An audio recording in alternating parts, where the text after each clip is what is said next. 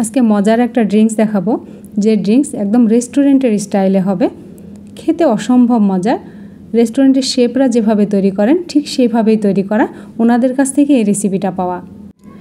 রমজান মাসেও বলেন, গরমের সময় যে কোনো অনুষ্ঠানের সময় অসাধারণ একটা রেসিপি। এটা এইভাবে তৈরি করে খাবেন, দেখবেন অনেক ভালো লাগবে। আর টেস্টটাও অসাধারণ টেস্ট, অন্যরকম একটা টেস্ট। আসসালামু আলাইকুম এভরিওয়ান, মণিমার রান্নাঘরে আপনাদের সবাইকে জানাই প্রাণ ঢালা ভালোবাসা।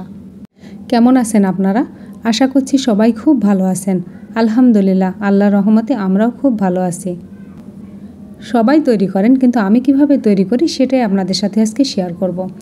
টক দই নিয়েছি এখানে পরিমাণ মতো, চাট মশলা 1 চা চামচ, বিট নুন 1/4 চা চামচ, লবণ স্বাদ মতো। দই এখানে নিয়েছি 1 কাপ পরিমাণ, আমার যতটুকু লাগবে ঠিক সেই পরিমাণ। এখানে দিচ্ছি ট্যাঙ্ক, আপনারা যে কোনো ট্যাঙ্ক নিতে পারেন, ম্যাঙ্গো নিতে পারেন, অরেঞ্জ নিতে পারেন, তবে আমার কাছে অরেঞ্জ ফ্লেভারটা বেশি ভালো লাগে, সেজন্য আমি অরেঞ্জ ট্যাঙ্ক নিয়েছি। 4 চা চামচ পুদিনা পাতার রস দিলাম 4 চা চামচ। এবার লেবু দিব 2 ফালি, মানে 1 টেবিল চামচ পরিমাণ।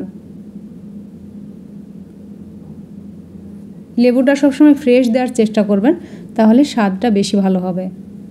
ইফতারিতে যদি এমন ঠান্ডা ঠান্ডা শরবত হয়, প্রাণ জুড়িয়ে যায়। এখানে অবশ্যই ফ্রিজের পানি ব্যবহার করবেন। পুদিনা পাতাটাও কিন্তু ফ্রেশ, একদম টাটকা পুদিনা পাতা। চিনি দিলাম 1 টেবিল চামচ পরিমাণ, আপনারা চাইলে আপনাদের স্বাদ অনুযায়ী দিয়ে নেবেন। আমরা যেহেতু মিষ্টি কম খাই, সেজন্য কম দিয়েছি। সব উপাদানগুলো এখন খুব ভালো করে মিক্সড করে নেব। একটা হ্যান্ড হুইক্স থাকলে সবচেয়ে ভালো হয়, আমার ওইটা নাই, সেজন্য কাঁটা চামচ দিয়েই করছি। এবার একটা চামচ নিয়েছি, এই চামচ দিয়ে খুব ভালো করে ঘুঁটে নিব। দেখেই বুঝতে পাচ্ছেন কিভাবে আমি ঘুঁটে নিচ্ছি। একদম মিহি একটা পেস্ট তৈরি হয়ে গেছে। খুব ভালোভাবে এভাবে ঘুঁটে নিতে হবে।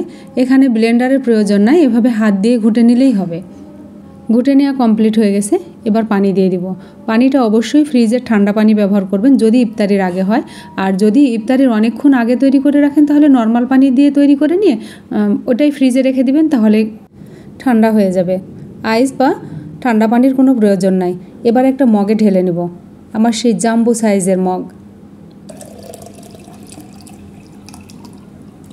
এভাবে ঢেলে নিলাম। এখানে পানি আরেকটু লাগবে, ঘনত্বটা একটু বেশি লাগছে। আমি আবারও একটু পানি দিয়ে দিলাম। একটা লেবুর স্লাইস দিয়ে দিলাম দেখতে ভালো লাগার জন্য, ডেকোরেশনের জন্য। আমার ঠান্ডা ঠান্ডা লাবাং তৈরি হয়ে গেল। এভাবে তৈরি করে খাবেন, দেখবেন কত মজা।